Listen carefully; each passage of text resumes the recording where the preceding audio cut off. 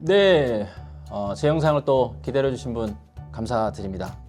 한국 미혼모 지원 네트워크에서 준비하신 시간으로 첫 번째 영상으로 소득 관리 말씀을 드렸고요. 두 번째 이제 가계부 쓰는 법 말씀을 드릴 건데요. 이 이야기를 전하고 있는 저는 돈병원의 원장입니다. 빚 때문에 병든 돈을 고쳐드리고 돈 때문에 병든 사람을 고친다. 돈병원 원장 소경준이고요. 저는 가계부를 지금 17년째 정도 쓰고 있는 것 같아요. 저는 사실 소득이 많지는 않은데요. 가계부를 쓰면서 빚도 완전히 없어졌고요. 그리고 작은 소득으로도 알차게 살고 있고 저축 금액도 뭐 저와 비슷한 소득의 분들에 비해서는 제법 있는, 그렇다고 제가 부자냐? 그렇진 않고요. 돈이 많은 부자이기보다 돈으로부터의 좀 자유함을 얻은 부자다, 이렇게 보시면 맞는 표현일 것 같습니다. 그래서 시중에 여러 가지 가계부 쓰는 요령들이 책이 나와 있는 걸로 아는데, 외람되게도 제가 볼 땐 제가 쓰는 방법이 제일 쉬운 것 같습니다. 쉽고 편하게 쓰는, 덜 부담되는 방법에 가계부 쓰는 것을 알려드릴 거고요. 1편 영상 안 보신 분들 꼭 찾아보시고, 1편에 제가 뭐라 그랬냐면, 이제 돈에 대해서 우리가 좀 명령하자. 그동안 뭐 휴대폰에 깔려있는 무슨 애플리케이션 우리한테 명령 내리잖아요. 이거 사라고 저거 사라고, 홈쇼핑 우리한테 돈 쓰라고 명령 내리고, 그렇게 하지 말고 우리가 뜻한 곳에 뜻한 만큼 돈을 쓰기 위해서 이제는 우리가 내 뜻에 따라서 돈에게 명령하자. 그게 가계부다, 이렇게 설명을 드렸습니다. 자, 화면 보면서 가계부 쓰는 요령 구체적으로 더 배워보실 텐데요. 봉투법 가계부, 이게 무슨 개념이냐면, 상상을 해보실게요.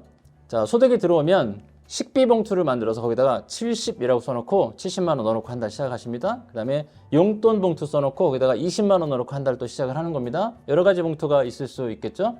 그러면 식비라고 생각하는 것, 즉 주식비, 부식비, 외식, 주문식 발생할 때마다 이 봉투에서만 빼서 쓰시는 겁니다. 그럼 70이라고 썼던 게 점점 줄어드는 게 눈에 확 들어오겠죠. 그래서 월말쯤 되니까 이 봉투에 만약에 5만 원밖에 안 남았다. 그러면 나머지 기간 동안 5만 원 이상 쓰려고 할까요? 5만 원보다 덜 쓰려고 애를 쓰게 될까요? 그렇죠.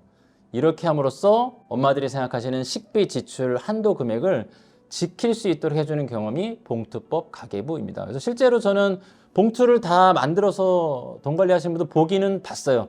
근데 그거보다는 지출 항목을 봉투라고 생각하시고, 항목을 잘 나눠서 지출 항목별 예산 금액을 정해놓고 그걸 지키는 방법으로 하시는 것이 좋은데, 그것을 봉투법 가계부라고 하더라.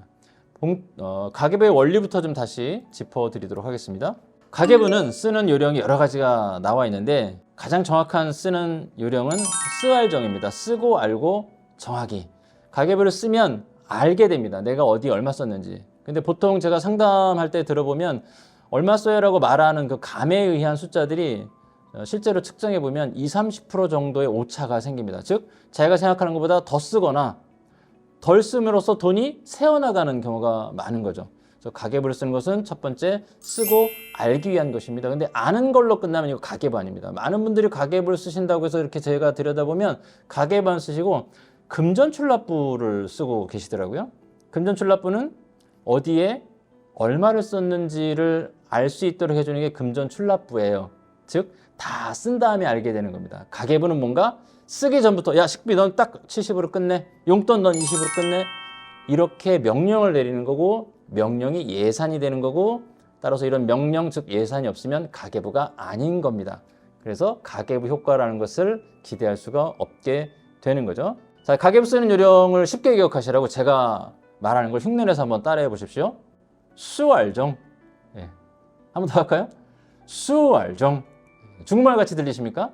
제가 알기로는 중국어에는 이런 말은 없다고 들었습니다. 재밌게 기억하시라고 말씀을 드렸는데요. 가계부는 쓰알정이에요. 쓰고 알면 이걸로 끝나면 금전출납부죠. 정하세요. 다음 달에 내가 어디에 얼마 쓸지. 쓰알정을 한 서너 달 하다 보면 내가 소득이 많지 않더라도 여기에 요만큼, 저기에 저만큼, 어디에 얼만큼 쓰는 게 나한테 제일 잘 맞구나 하는 게 찾아지시거든요. 그러면 그걸 본인의 맞춤형 예산이라고 보는 겁니다. 그게 정해진 다음에는 예산을 자꾸 바꿀 필요 없이 거기에 맞춰서 살면 돼요. 맞춰서 한다는 것은 무엇인가? 식비가 70으로 정해졌는데 75만 원 쓰면 될까요? 안 될까요? 이왕이면 70 맞추는 게 좋지만 5만 원 초과해도 하늘 안 무너집니다. 괜찮습니다. 대신 70으로 정했기 때문에 80, 90, 100 쓰는 일은 없게 되는 거죠. 이게 이제 가계부 효과인 거예요. 또 5만 원을 더 썼기 때문에 어떻게 됩니까? 다른 예산에서 나 5만 원 좀 덜 써야 되겠다. 이런 작전을 세울 수가 있겠고 이달에 그걸 못했다면 다음 달에 식비를 70 정했지만 65만 원 쓰면 되잖아요. 이렇게 해서 내 소득과 형편에 맞게 1편 강의에서 말씀드렸던 내 번 돈에 딱 맞춰서 하는 것이 가능하게 해줄 것이다. 그래서 쓰알정 해보시고 맞춤형 예산도 꼭 가져보시길 바랍니다. 자, 가계부 이게 핵심인데요. 또 곁가지 몇 가지 알아두면 가계부 쓰는데 도움이 될 만한 것 좀 알려드릴게요. 먼저 가계부 쓰기 전에 먼저 해두면 좋은 것들 1번 행복한 재무설계. 재무설계가 뭐라 그랬죠? 1편에 나옵니다. 예. 내가 행복하다고 생각하는 곳에만 돈을 쓰는 겁니다. 그렇게 해야 행복하지 않은 곳에 돈이 빠져나가는 것을 방어해서 내가 관리할 수 있는 돈이 많아지겠죠. 그리고 금융상품 정리 함께 하시고요. 당장 쓸모없는 청약통장 같은 건 잠깐 쉬셔도 좋고 또 보험이 너무 많이 가입됐다면 정리하셔서 내 뜻대로 관리할 수 있는 돈을 키우시는 겁니다. 그리고 통장 쪼개기 이것도 1편에서 제가 잘 설명을 드렸습니다. 그리고 결제 통장이 여러 개고 결제 카드가 여러 개면 관리하기가 복잡해집니다. 그래서 통장은 한두 개로 또 카드 쓰시는 분들도 가급적 신용카드 쓰지 마시고 체크카드를 쓰시되 그것도 한두 개 정도로 또 결제일도 너무 여러 가지로 하지 마시고 한두 개 정도로 맞추는 것이 좋겠고요. 사용 중인 카드가 많다는 건 관리하기가 힘들어진다는 거고 빠져나가는 구멍이 많다는 겁니다. 그래서 카드 개수를 줄이시되 신용카드보다는 체크카드가 훨씬 좋고요.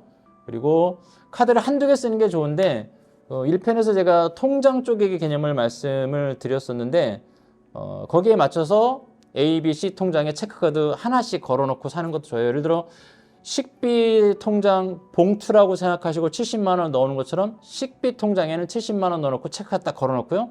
그걸로만 사는 겁니다. 그러면 절대로 초과 지출이 생기지 않겠죠. 그렇게 하는 것도 좋고요.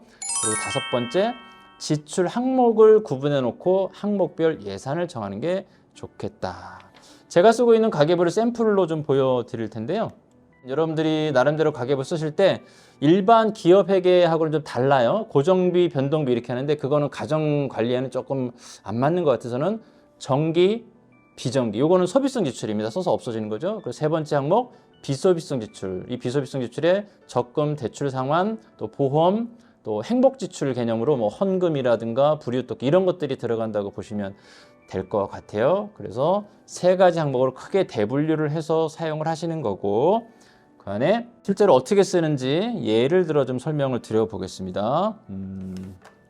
자, 제가 질문 드리면 하나하나 한번 맞춰보시죠. 먼저 여러분들이 당근에서 그동안 입고 싶었던 봄 옷이 있어서 샀다. 근데 2만 원 주고 샀다. 그럼 이걸 어디에 써야 될까요? 자, 어디에 써야 되는지 생각하실 때 이렇게 생각하는 겁니다. 제가 아까 크게 세 가지 분류 말씀을 드렸죠. 내가 지금 쓴 돈이 정기 지출이냐, 비정기 지출이냐, 비소비성 지출이냐. 자, 옷을 매달 꼬박꼬박 사십니까? 가끔 사십니까? 가끔 사죠. 그러면 비정기 지출이에요. 비정기 지출 항목 중에 어디에 해당하나 보니 저는 피복비, 가사용품, 보건의료 등으로 비정기 지출 항목을 나눠놨거든요. 그럼 어디에 해당할까요? 예, 피복비에 해당합니다. 그럼 피복비란에 무슨 옷을 샀는지 종류 쓰지 마시고 그냥 금액만 쓰면 됩니다. 2만 원. 그 다음에 당근을 살피다 보니까 내 옷 사면서 보니까 우리 엄마 사주면 너무 좋을 법한 옷이 나타나는데 그게 10,000원이다. 자, 그러면 이 10,000원은 비정기 지출인 건 맞죠? 그럼 비정기 지출 항목 중에 어디에 써야 될까요? 맞춰보세요. 자, 피복비다. 아니다. 가사용품비다. 아니다. 연 일회성이다. 네, 정답은 연 일회성입니다. 왜냐하면 옷값이라고 해서 피복비에 쓰는 게 아니고요. 밥을 사 먹었다고 해서 식비에 쓰는 게 아니라 그 돈을 지출한 목적에 맞춰서 쓰는 겁니다. 가령 가족들의 생일잔치였다. 이거는 가족관계가 아니었다면, 친인척 관계가 아니라면 안 쓸 비용이죠. 그래서 이렇게 먹는 식사 비용은 매달이 아니라 이따금씩 있는 거기 때문에 이건 비정기 지출에 해당하는 겁니다. 또 옷을 사는 것도 마찬가지죠. 그래서 엄마 옷 사려고 당근에서 구매하신 건 연일회성, 주로 가족관계 때문에 지출되는 명절, 경조사, 휴가, 기념일 이런 것들이라고 보시면 됩니다. 자, 이제 푸실 수 있을 거예요. 세 번째 질문 드려볼게요. 형제 중에 누군가가 생일이어서 내가 생일 케이크를 사서 생일 파티를 그 집 가서 하기로 했어요. 자, 생일 케이크 어디다 써야 될까요? 식비일까요? 네, 아니죠. 가족 관계 때문에 생긴 거니까 연 일회성 비용에 금액만 씁니다. 34,000원. 그 다음에 그 다음날 수요일이 되어서 친구와 커피를 마셨다. 커피 마시는 일이 늘 있진 않지만 사실은 내가 기본적인 관계를 유지하고 활동하면서 쓰는 돈은 거의 매달 있죠. 금액은 다르더라도. 그래서 그건 제가 볼 땐 정기 지출입니다. 그래서 용돈 한몫을 따로 빼는데 공식 명칭으로는 문화 교재비. 그래서 커피값으로 수요일 날 9,000원 금액만 쓰는 겁니다. 그 다음 목요일이 되었는데 전월에 사용했던 교통카드 사용 금액이 이달에 결제가 나갔어요. 그래서 57,000원이 나갔습니다. 자, 이건 정기 지출일까요? 비정기 지출일까요? 정기 지출이죠. 교통비는 대부분 매달 쓰니까. 그래서 교통통신비 항목에 지난달에 썼지만 오늘 빠져나간 금액을 기록을 합니다. 자, 저녁 때 퇴근하는 길에 집에 들어가면서 저녁 해먹이려고 12,000원어치의 식재료를 샀다. 그럼 이거는 정기 지출인가요? 비정기 지출인가요? 예, 정기 지출이죠. 정기 지출 항목 중에 어디에 들어가면 될까요? 예, 식비 맞습니다. 식비 항목에 넣으시는 거고. 자, 7번째 지나갔고 8번째. 예를 들어 엄마들이 아르바이트를 하는데 아르바이트에 필요한 뭔가 재료를 샀다. 예, 그럼 어디에 써야 될까요?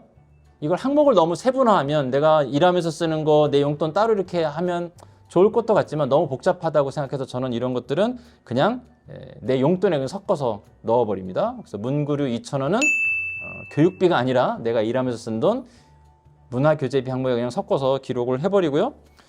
그 다음에 이제 날이 점점 더워지고 있죠. 그래서 주거 환경이 좀 바람이 좀 안 통하고 이래서 제습제를 사기로 했습니다. 자, 제습제는 정기 지출일까요? 비정기 지출일까요? 네, 비정기 지출입니다. 그 중에서 항목에 보시면 가사용품비의 금액만 쓰시면 됩니다. 자, 금요일 날이 되어서 금요일 날 저녁 때 조카가 놀러 왔다. 저녁 해먹였더니 갈 때 너무 늦어서 택시비를 줬다. 그럼 이건 어디에 써야 될까요? 네, 비정기 지출이겠죠. 우리 교통비가 아니니까 가족 관계 때문에 쓴 거니까 연일회성에 기록을 합니다. 큰 집에 방문해서 형제들 집에 방문해서 우리들이 저녁거리 사갖고 들어갔어요. 자, 이것이 비정기 지출이라고 생각해서 연일회성 항목에 쓰셔도 괜찮습니다. 그런데 만약 이것을 우리 식비에 쓰게 되면 어떤 효과가 있는가? 이번 주에 쓸 식비가 만약에 5만 원이 남아있어요. 근데 가족들에게 쓸 비용을 식비에서 빼서 썼다고 하면 어떻게 됩니까? 식비로 당연히 쓸 5만 원을 이미 써버린 걸로 간주했기 때문에 식비 지출은 그만큼 안 쓰게 되는 거죠. 예, 이런 효과가 날 수도 있어요. 그래서 식비의 기록을 해봤다. 토요일 날 이제 친구들 만나서 모임 회비 10,000원 내고 택시를 타고 들어왔어요. 이거 택시비 교통비를 따로 쓰고 모임 회비 따로 쓰고 이렇게 하면 너무 복잡하거든요. 그래서 그냥 뭉뚱그려서 용돈에 쓰셔도 됩니다. 그래서 18,000원. 그 다음 어머님 주말에 어머님 보러 갔다 왔더니 좀 몸이 안 좋으셔서 약을 지어드렸어요. 이건 어디에 들어야 될까요? 의료비가 아니에요. 예, 가족관계 때문에 쓴 거니까 역시 가족 비용 해당하는 연일회성에 기록을 합니다. 일요일 뒤에서 아이에게 치킨을 사줬다. 자, 이건 뭘까요? 예, 저희 집도 치킨은 거의 정기 지출이거든요. 거의 매달 먹는데 식비라고 생각하고 24,000원 치킨 값을 썼습니다. 자, 이런 식으로 해서 기록을 했다고 치고요. 자, 그러면 주간 집계하는 방법을 알려드릴게요. 식비 칸만 보시면 이 정도 쓰고 나면 복잡하게 쓰지 않았기 때문에 눈으로만 봐도 식비를 얼마 썼는지 알 수가 있습니다. 그래서 굳이 계산기 눌러서 정확하게 안 하셔도 되는데 뭐 한다고 나쁜 건 아니고요. 그래서 대충 보니 83,000원을 썼다. 자, 그런데 만약에 내가 첫 달은 예산을 정해놓지 않고 썼지만 만약에 내가 예산을 정해놓고 썼는데 한 달 30만 원이 식비였다. 그러면 한 주면 6만 원이라고 볼 수 있겠죠. 그래서 보시는 가계부의 예산칸, 주간 예산칸에 6만 원이라고 쓰고 시작을 했다고 치면 이번 주에 83,000원을 썼으면 초과 지출한 거죠. 그러면 맨 끝에 마이너스 23,000원을 쓰는 겁니다. 이걸 쓰면 어떻게 될까요? 머릿속에 기억이 남죠. 아, 나 지난주에 식비를 많이 썼네. 그럼 어떻게 됩니까? 다음 주에 좀 덜 쓰는 생각을 자연스럽게 할 수 있게 되겠죠. 이런 식으로 해서 내가 정한 곳에 정한 만큼만 돈을 쓰도록 하는 것이 가계부의 효과다.